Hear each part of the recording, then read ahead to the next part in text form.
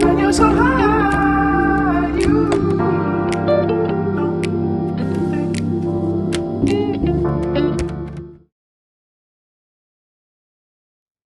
Hello, welcome to my channel, Stone Astrology.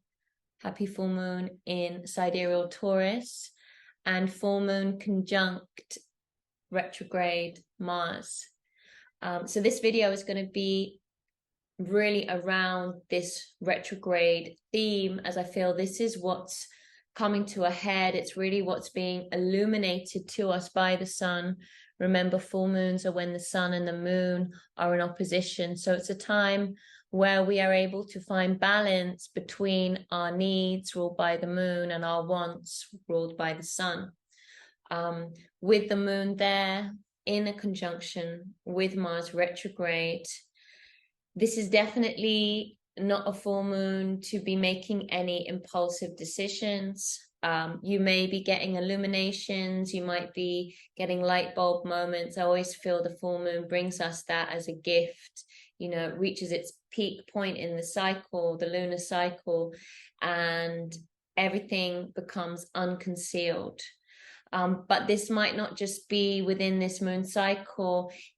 It might be within the whole Mars retrograde that you've been experiencing at a personal level from the 30th of October. And for some, it may even have been before with the shadow phase of Mars going retrograde. But as of the 30th of October, just tune in to kind of what themes have been playing out for you. This video, I'm going to go through where Mars triggering your chart in certain ways in connection with the house that it's in. And that is going to apply to the area of life. Okay, so each house represents a different area of our life or our experience.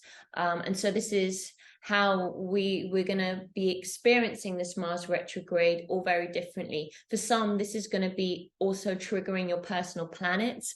So it could be very accented for you. For others, it might seem softer, but ultimately you are in this retrograde and you are feeling the pull, and definitely with this very high, tense full moon, to be aware that although themes coming up for you may have reached this peak moment of resolution, understanding, you know, wanting to take action, just being very, very conscious on how you're taking your steps forward in relation to whatever area Mars is triggering for you at this time. So just to find out where Taurus is in your chart, if you already know which house Taurus is in, remember we're using the sidereal zodiac. So if you're more accustomed to the tropical zodiac, it will be which house Gemini is in. And although in sidereal astrology we move 22 degrees back with only the signs, sometimes that does affect the house placement. So if you're unclear and you do want an exact answer to which house it's in, then I would just get onto an online calculator, type in your date of birth, put a sidereal system, use an equal house system or whole sign, whichever house system you feel called to use, and just see where that 17 degrees of Mars in Taurus, which house it's in. Taurus, and this energy of Taurus is really the undercurrent of the Mars retrograde. So the moon coming along, in a full moon coming along for a couple of days, is actually almost like a gift. It can be seen as a gift of deeper understanding, a gift for us to find balance between our yin and our yang, our masculine, our feminine sides. It could also be showing up as a balance between our partners, you know, especially if you've got Mars triggering one of your relationship or family houses. You might be playing the sun and your partner the moon, or vice versa. So I would really see this full moon as a gift, and just to be aware of the impulsive nature that happens when Mars and moon come together. People who have moon Mars hard aspects in their chart, be it conjunctions, square oppositions, are naturally people with a fiery or a quick temper, impulsive nature. So there are always the positive and the more challenging aspects of how the planets interact with each other. But on the whole, it's always one, I would say, if someone has this in their chart, or if it's something that's happening in celestial transits or cosmically, I always sort of just say, just be aware of that, because it does have a tendency to fly off the handle, or to be too hot with the emotions, to get upset too easily, be overly sensitive to or the flip side, just let your anger out unexpectedly or in too much of a strong way. So although those are sort of general themes with Moon and Mars, remember the Moon transits and it moves very quickly. So this full moon is only a couple of days, but it's one that is of great importance, and we can really utilize the illumination that it's gifting to us at this time. Just to touch on Mars retrograde in Taurus, obviously I will weave that in as we move through the houses, but Mars is in a Venusian domain. So Taurus is ruled by Venus. It's actually uncomfortable there. Mars is not naturally comfortable in Taurus. Mars, ruled by Aries, the god of war, is the archetype of our action, of our desires. It can show up as the fight, a warrior, fighting personality, sometimes a warrior just to be a warrior and to cause conflict, at other times to bring around peace. Ultimately, I like to look at it as the warrior that brings around peace, sometimes in a painful way, just because I think nature's cycles naturally have this rhythm of moving us into spaces of balance. And for whatever reason in our human experience, sometimes we've got to learn life the hard way. And that's really the Mars coming in and being that conflicting energy. In Taurus, Mars can get lazy. Okay, so remember, Taurus is the sign that it likes comfort. It enjoys the good things in life. Is a lot about life's comforts, foods, financial stability, things that make you feel comfortable. And Mars can get lazy in this earth sign, or it can get stuck, or it can feel restricted, or it can feel that fiery energy that it has wanting to move sometimes slows down. So for example, if you're someone with the sun in Taurus and you're having a Mars retrograde right now, this might be quite a heavy time for you. You might almost be feeling like it's dulling your light, or you're feeling extra tired, or it's kind of draining your life force a little bit. Remember, when planets are in retrograde, they have a pull. They have a pull on that sign or that area of your life. And very much in connection with the area of life, which is why we're going to get into the houses. Then if there are other planets involved, obviously it comes along and it brings an effect on those. And this might show up as a situation. It can also show up as a Mars or an Arien type person or personality. So that's just something to be aware of.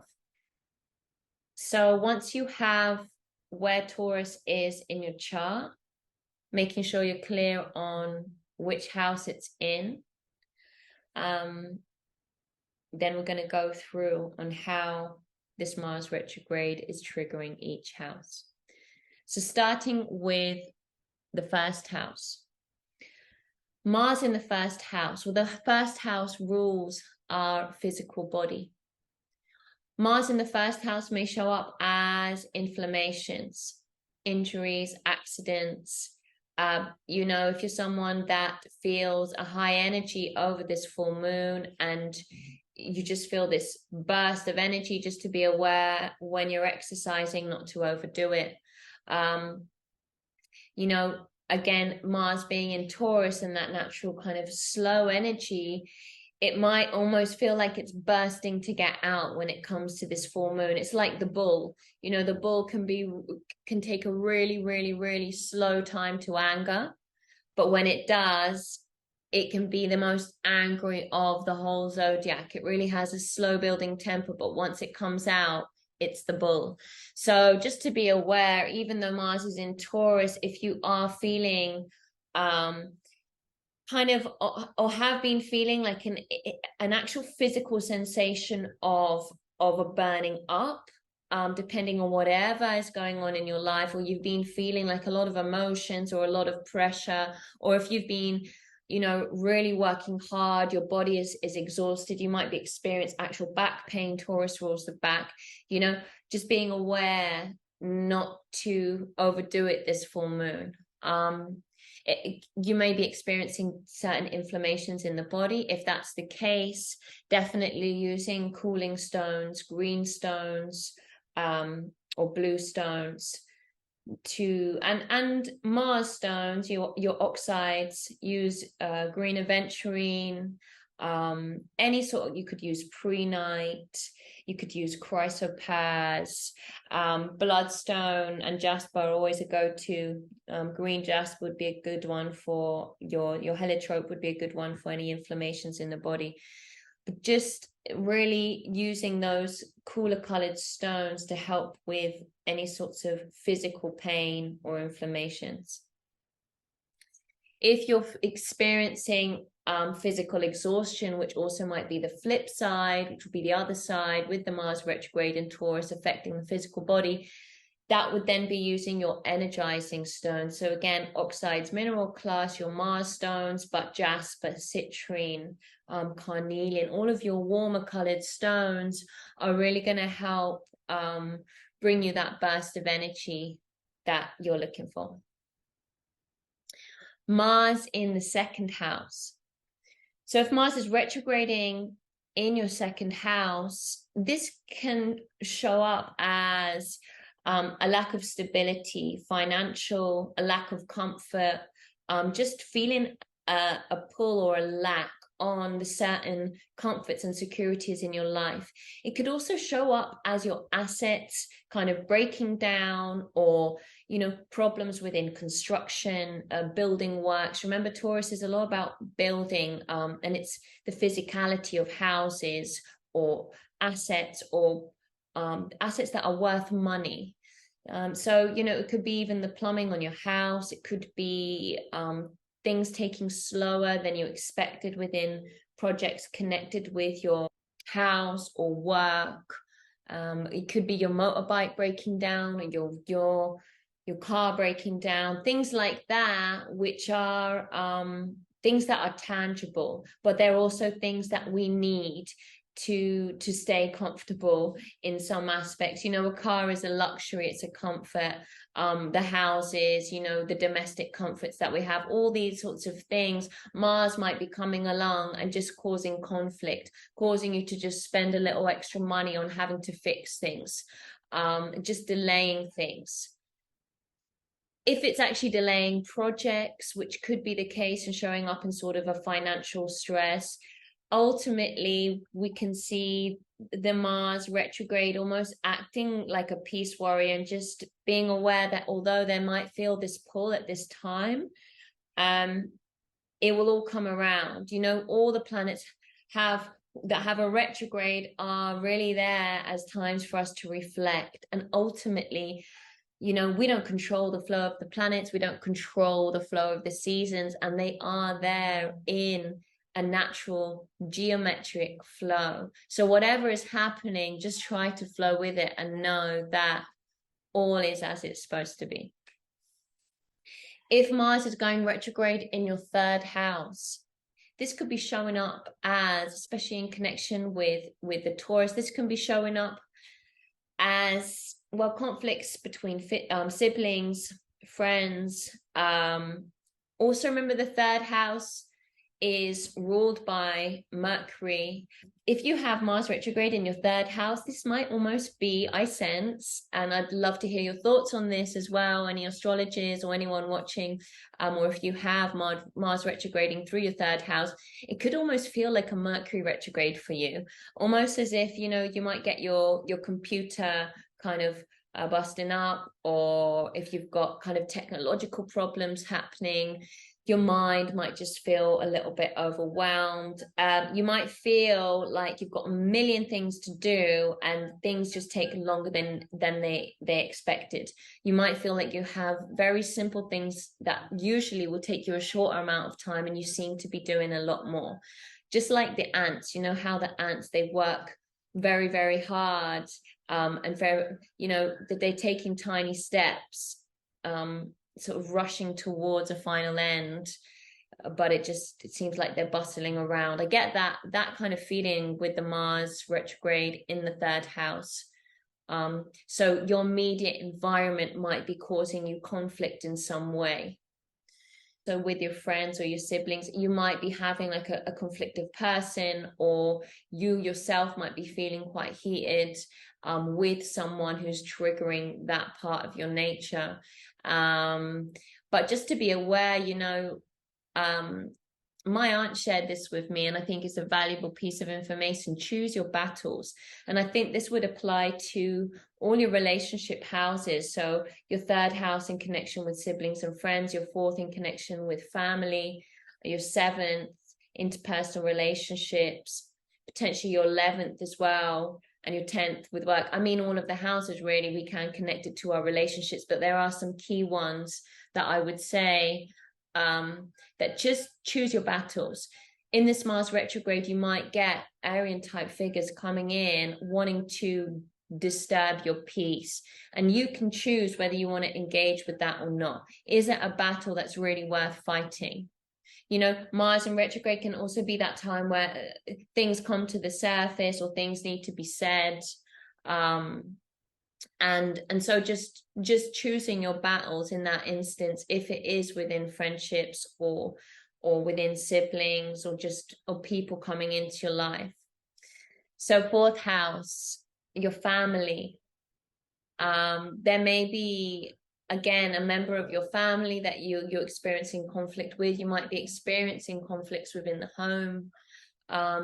The 4th house is actually a very internal space. This could be showing up as internal conflicts for some. So you really might be reassessing where your home is.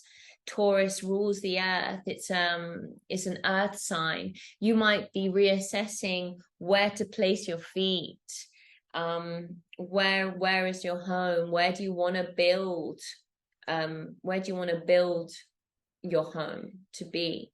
So if this is not showing up as personal conflicts within family members, it could be within the physical structures of your home, or just kind of within yourself and within that internal world, that place where no one else goes unless you let them in. So those experiencing this retrograde through their 4th house, really, you might be having a lot of internal conflict with the self.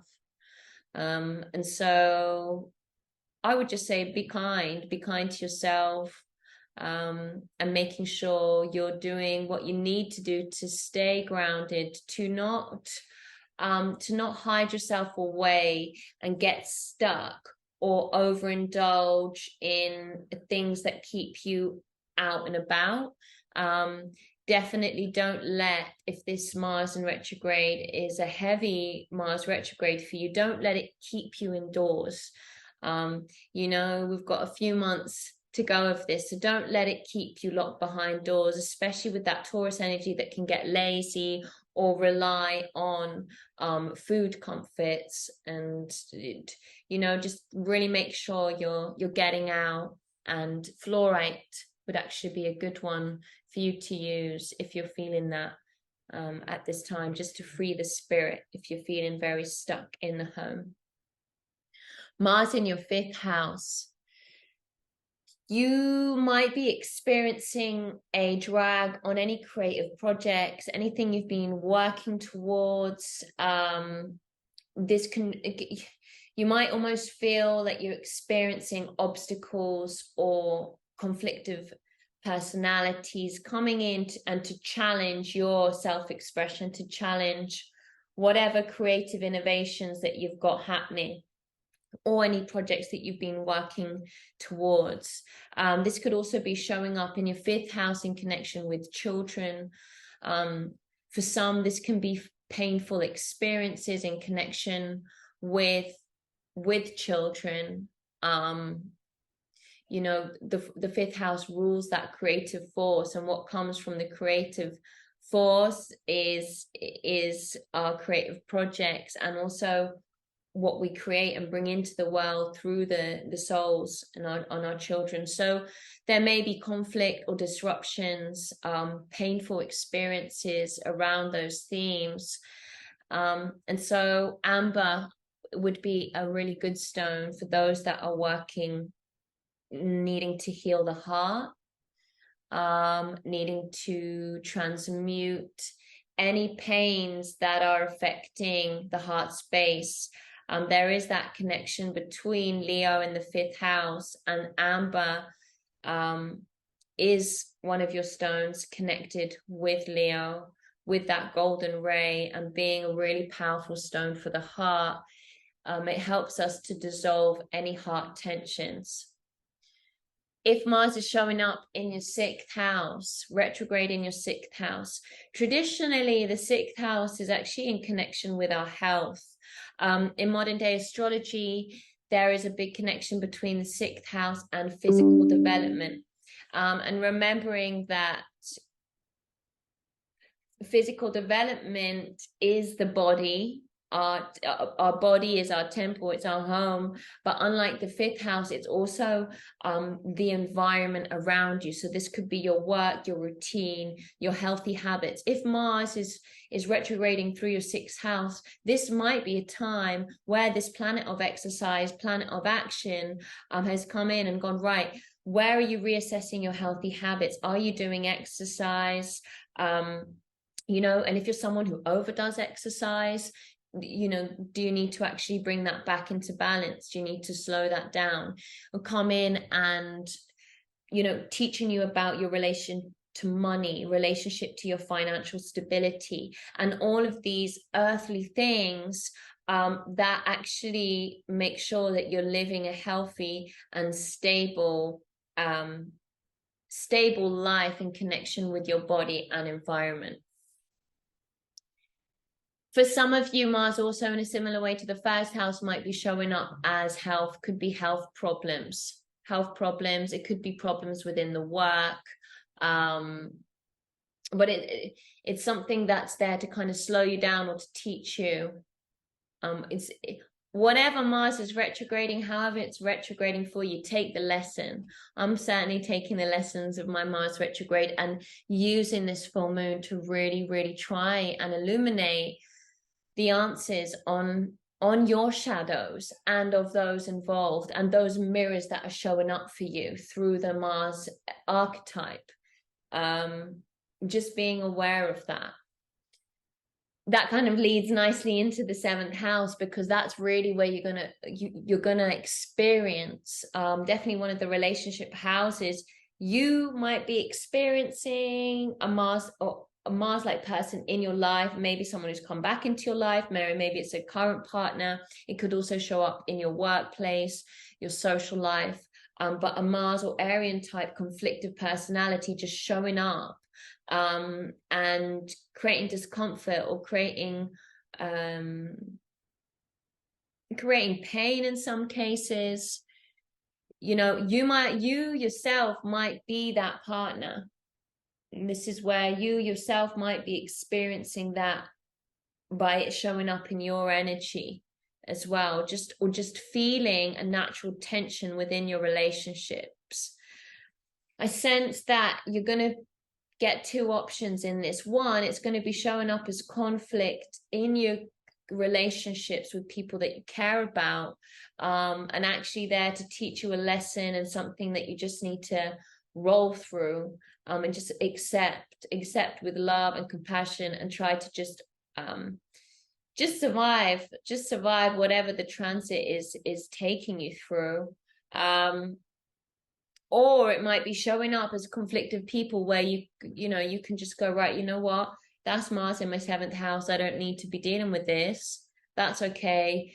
You know, whether it's an angry bus driver or, you know, just conflictive situations coming up for you, just to be aware of that and to not let it overheat you, or to not let it wear you down.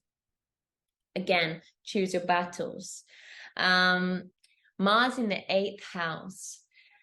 This may be an interesting one, especially if those that have had things underneath the surface, almost, I'm just getting like, you know, bring out the dirty, all the dirty washing, like kind of taking it, almost going through the spiritual washing machine. I feel like that's the Mars in retrograde in the 8th house. If things have been unspoken, unsaid, this can be within the emotional realm, this can be also within, you know, connection with your debts, or shared finances, or money in places that is not necessarily tangible or accessible.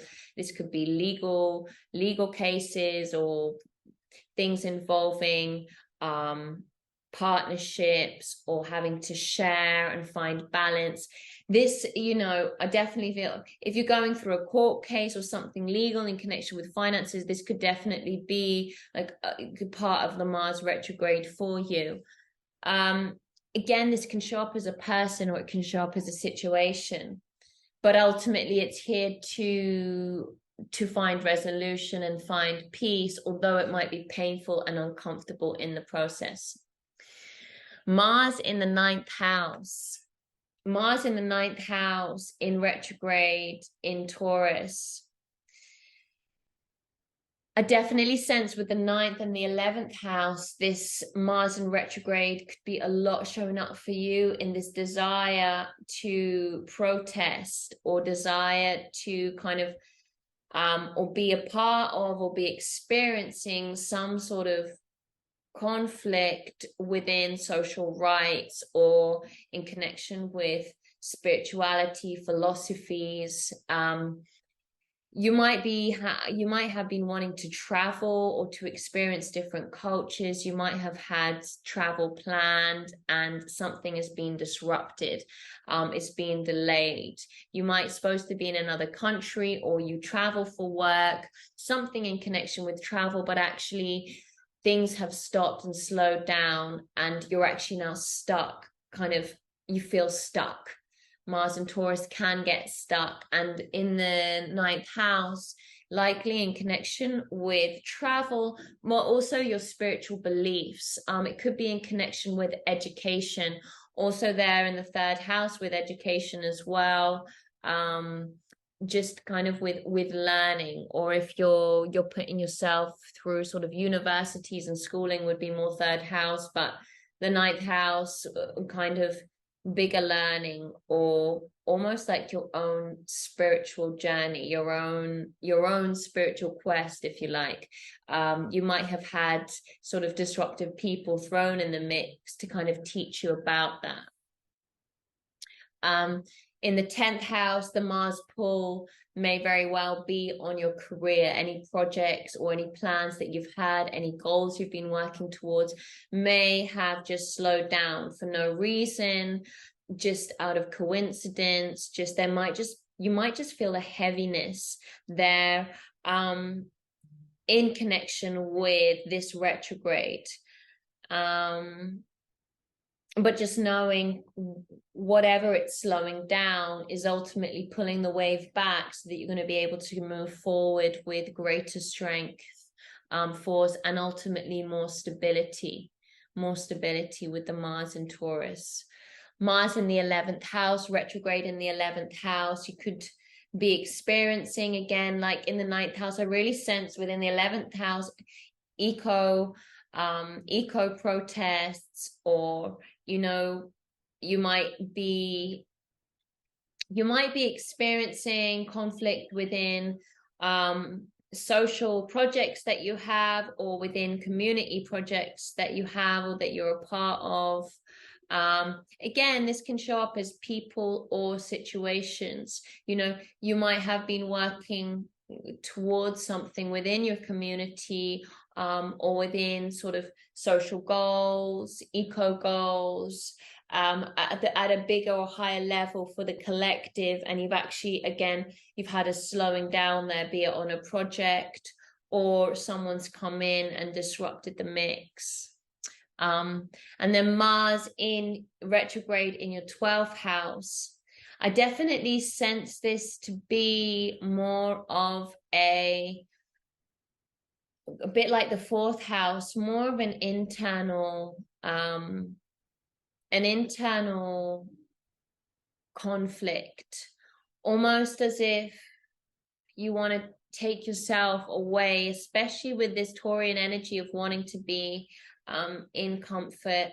You know, a Mars in Taurus can take the lazy option.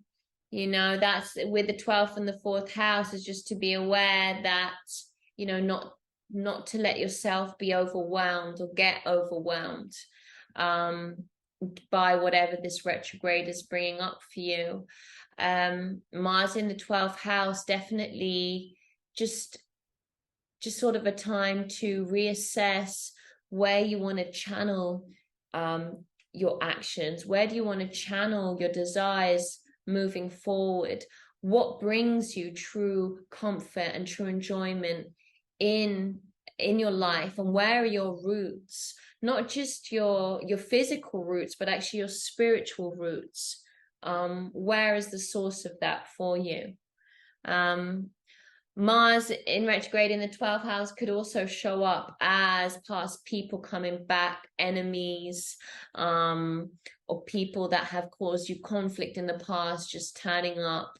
And again, choose your battles. You can choose whether to engage with that, or you can just take it as a cosmic transition, and just allow yourself to experience the Mars retrograde in a different way, working with the Mars archetype of being the spiritual warrior, if you like, and actually engaging with that energy within more of an internal space and redefining your actions towards your goals and your dreams in connection with your spirituality. So I hope that you enjoyed the video. Obviously, there is just so much to be said and so much to be shared around how the retrograde could be triggering each house. So please feel free to share any comments. Would love to hear your thoughts, things I've missed out.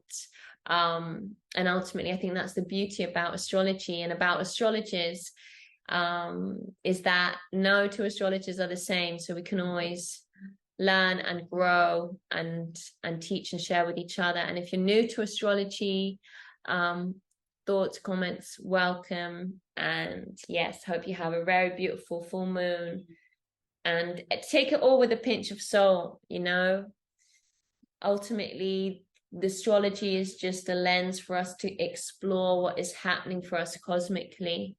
So you may or may not resonate with things that I've said, but just use that as a way to flow and embody the planets, and experience them and understand that everything is cyclical, and that even if you are having a really hard transit right now, that there is a purpose for this, and that tomorrow is a new day and things do change.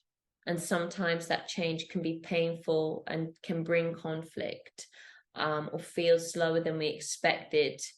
But there is always a higher plan. At the end of the day, there's always a higher plan. So I gave a few crystals in connection with some of the houses. I think those would be the key ones that I would give. If you're experiencing anything personal or would want crystal recommendations on anything personal, pop it in the comments, and I'll definitely just pin you a tip on which crystals to use. Have a beautiful full moon.